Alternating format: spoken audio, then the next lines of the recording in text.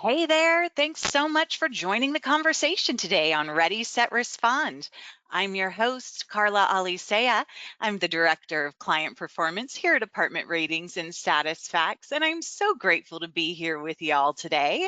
And every month as we discuss topics that impact multifamily operations. Now, these conversations are designed to have a little something for everyone, so I hope you and your colleagues will join me every month and participate in our audience polls and contribute to the conversation after the program with our social challenge. This month, our social challenge, we're going to post on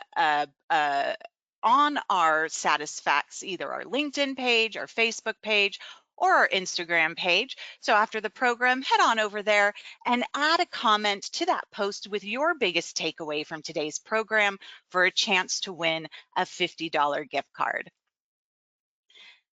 Today, we've got a great program for you. It's March and the NCAA March Madness basketball tournament is in full swing. So that's why today we're going to talk about how to stop the madness and avoid deceptive review generation practices.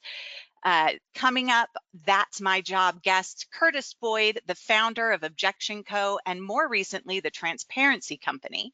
And Curtis learned early in his career journey that fake reviews are a huge problem for both businesses and consumers. So his team has built a detection tool that uses data analysis to predict the legitimacy of review profiles and review content. So we're going to get to talk to him a little bit about all of that.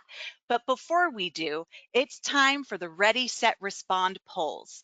To participate, head over to slido.com and enter the code 1200431 or pull out your phones and scan that QR code on your screen.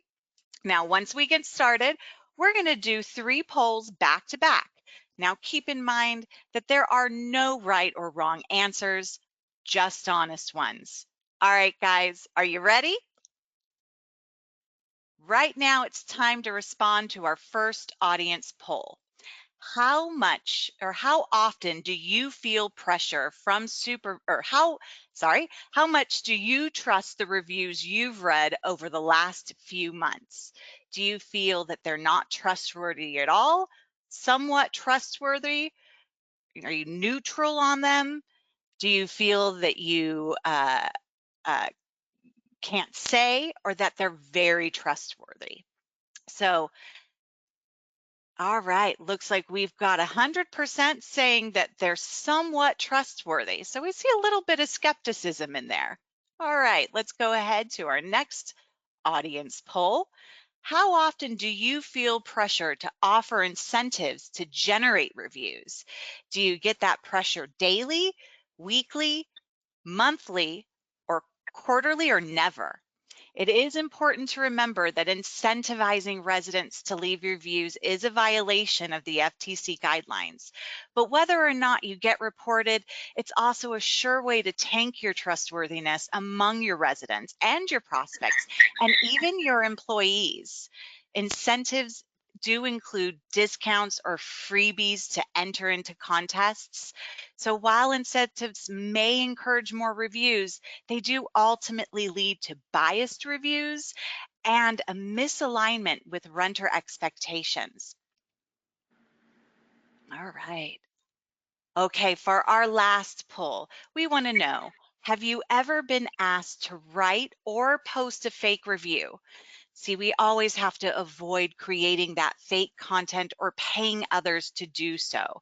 Fake reviews can deceive potential customers and harm a company's reputation. Oh my gosh, 67% of you are saying, yes, you have been asked to post fake reviews, but 33% have said no. I'm glad to hear that.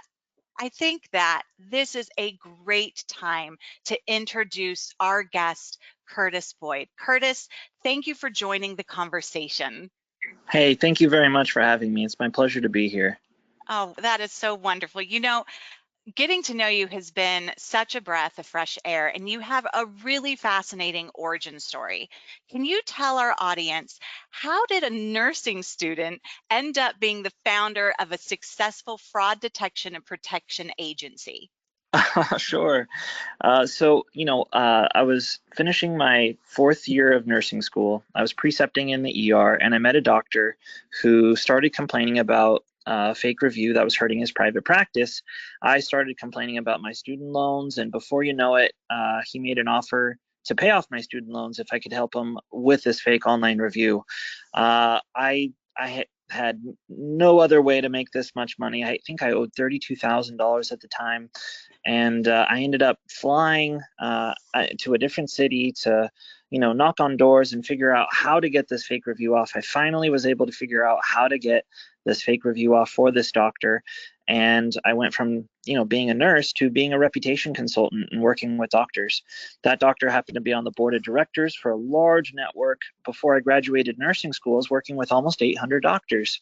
Wow. And yeah, through that experience, I realized that a lot of these business owners, and I started working with other types of businesses too, lawyers, contractors, um, and everything under the sun after a few years. But what I realized is that they all wanted the same thing: the best online reputation. Some of them were okay with getting real negative reviews, but some of them would say, "Hey, Curtis, I got a negative review. Can you remove it?" And I'd say, "No, that's not what I do. I can only remove fake negative reviews."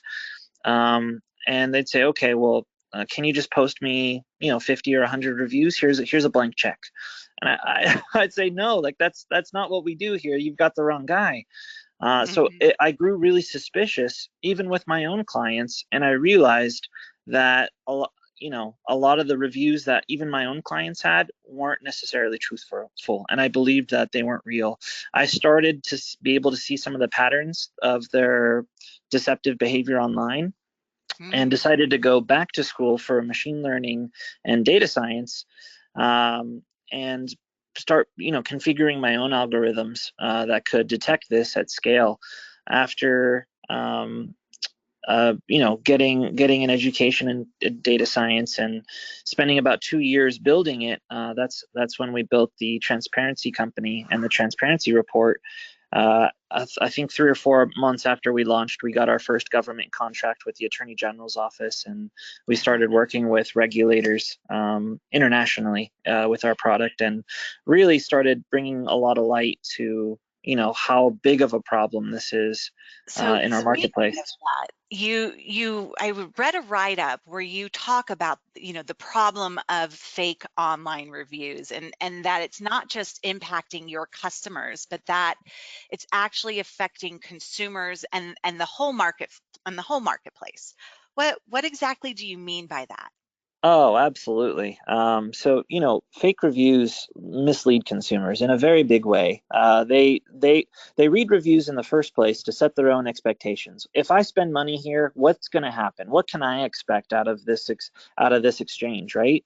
And when those reviews aren't real, when they're fictitious and essentially made from pixie dust, they feel deceived, right?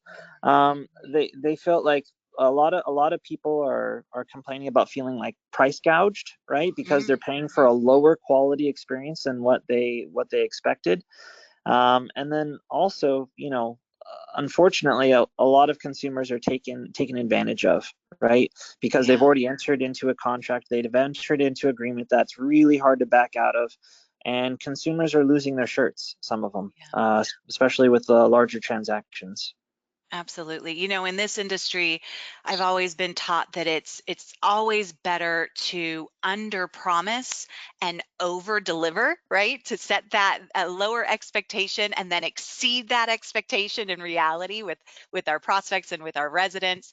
But it seems like fake reviews create a lot of bias and pretty much are doing the opposite. They're over promising, and then the reality is that we end up under delivering, and that could put a lot of pressure on our site teams and the company's employees, as well as the dissatisfaction among the consumer, the renter.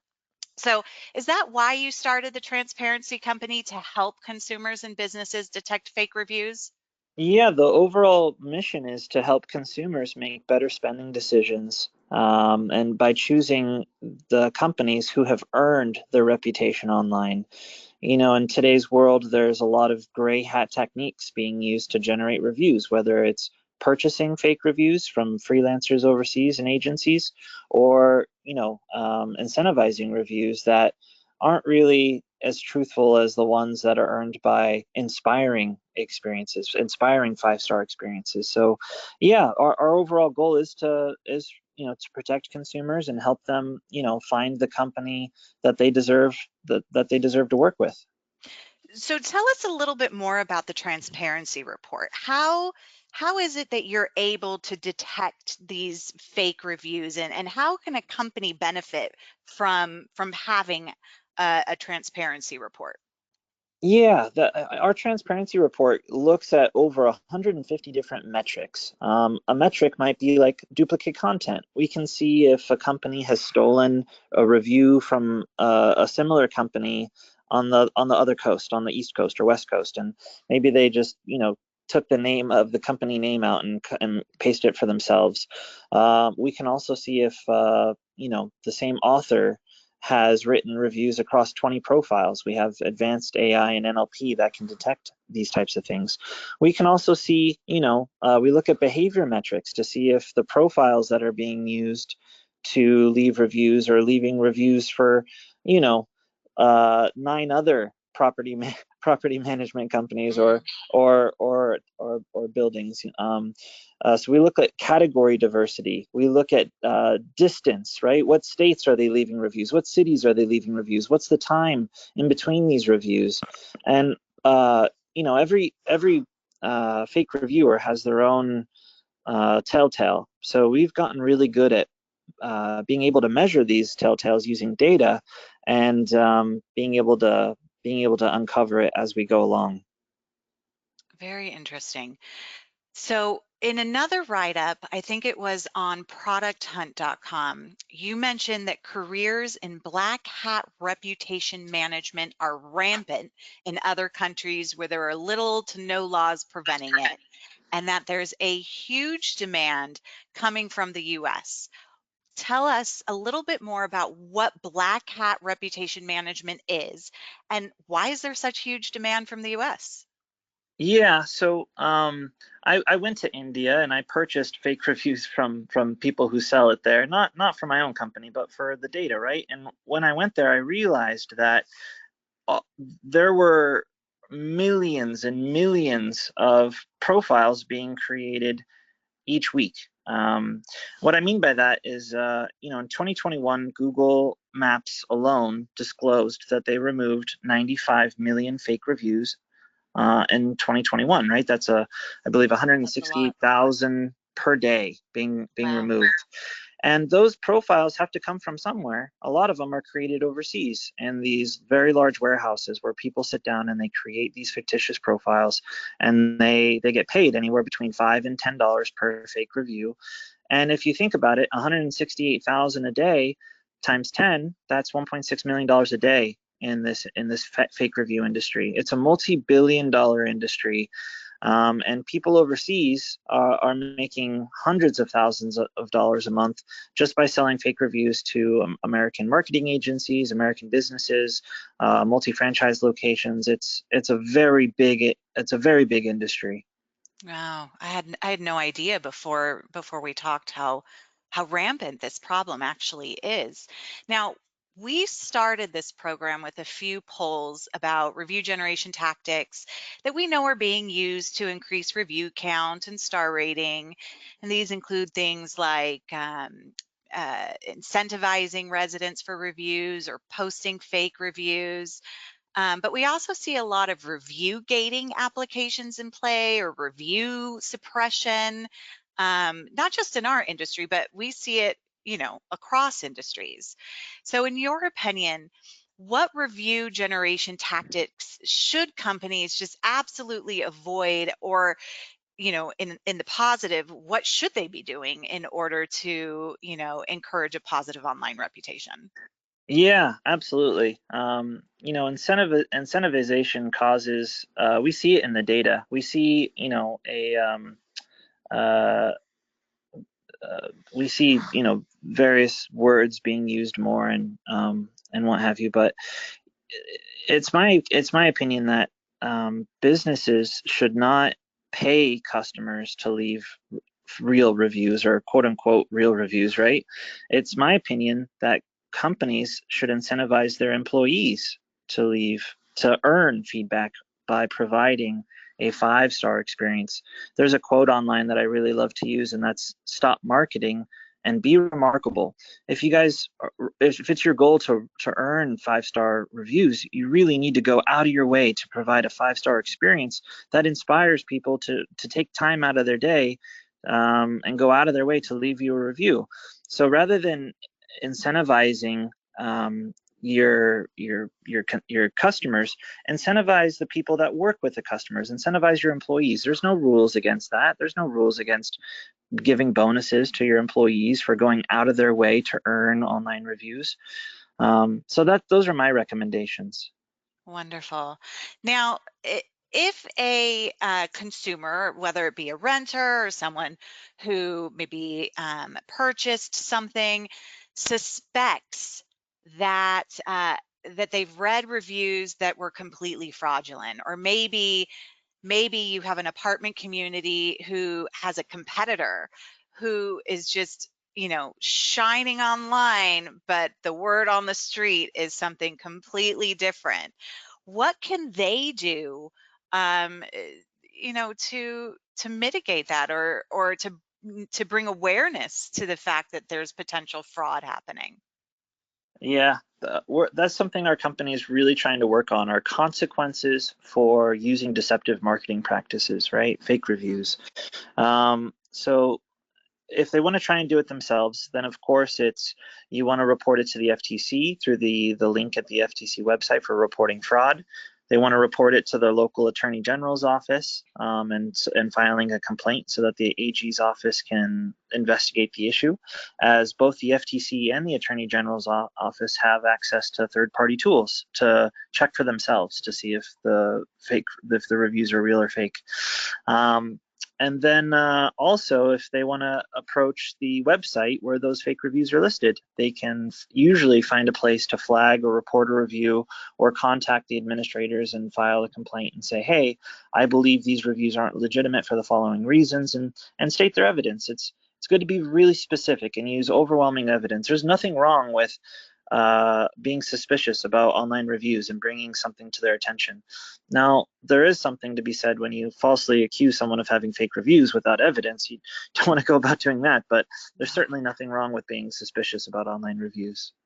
Absolutely. Now you talked about the Attorney General's offices. Is that where the bulk of your business is coming from? And have you noticed if that has been increasing over the years? Oh man, well, we've only been doing this for a little under 2 years now, and I would say that a majority of our business is we're working with regulators as well as competitor analysis. So Mm, we're hired by large companies to do competitor analysis and learn about what marketplace trends are happening and who is cheating in their territories or in their marketplaces.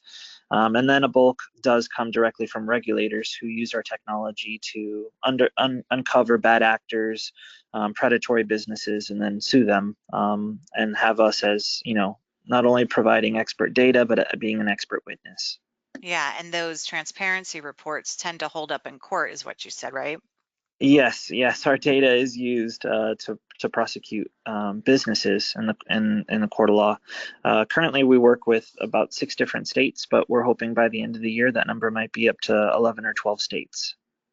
Very interesting. Very interesting. Well, Curtis, thank you so much for sharing all of that information with us. I had no idea how rampant and how many fake reviews were being posted online, and I definitely am going to be a bit more suspicious when relying on reviews to make a decision. What are some things if we don't have a degree in computer engineering and data analysis? How can a consumer look at their reviews or look at reviews, and what are some things that we should look for that would set off some red flags?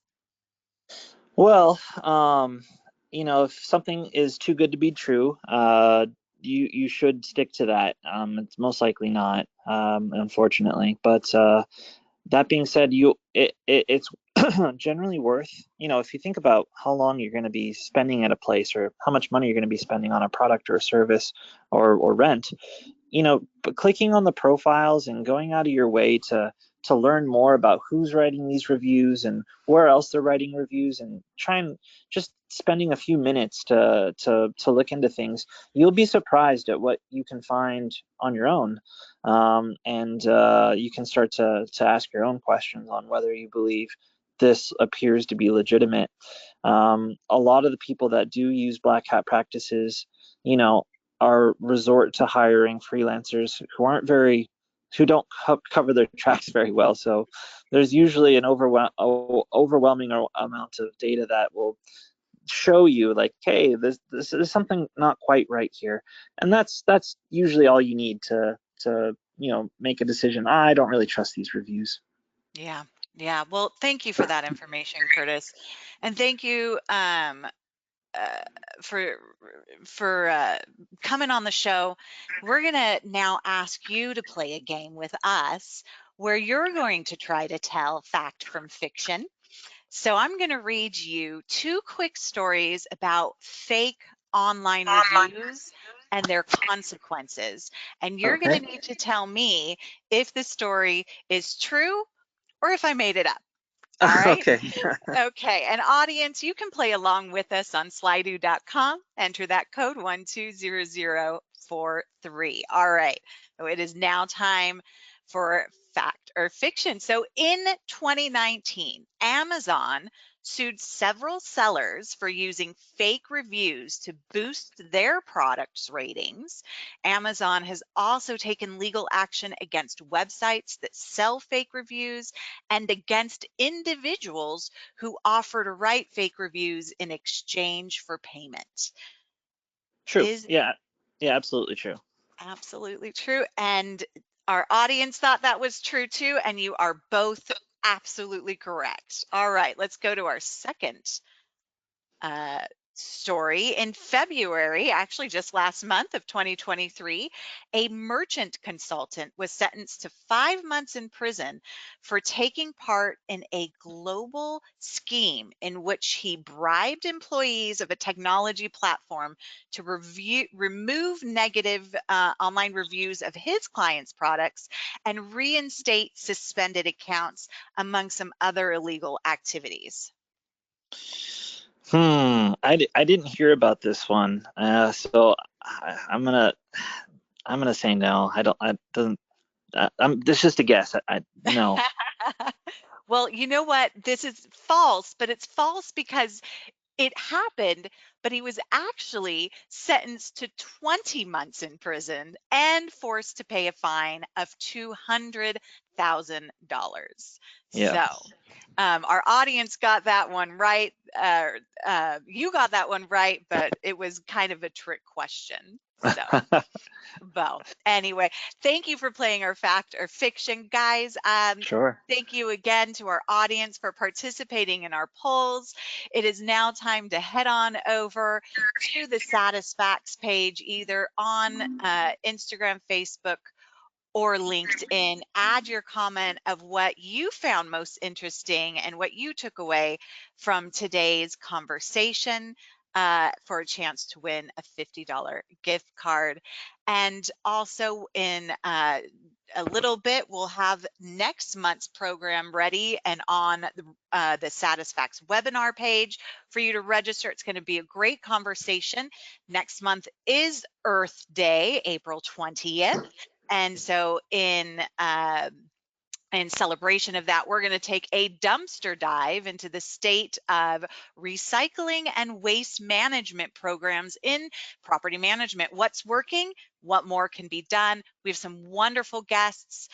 Richard Bates, who's the Director of Waste and Diversion Strategies at Greystar, and Heath Halata, the founder of Hello Doorstep, will be joining us for that conversation. We hope you'll join us again on Ready, Set, Respond, and we hope you have a wonderful day. Thank you, everyone. Take care.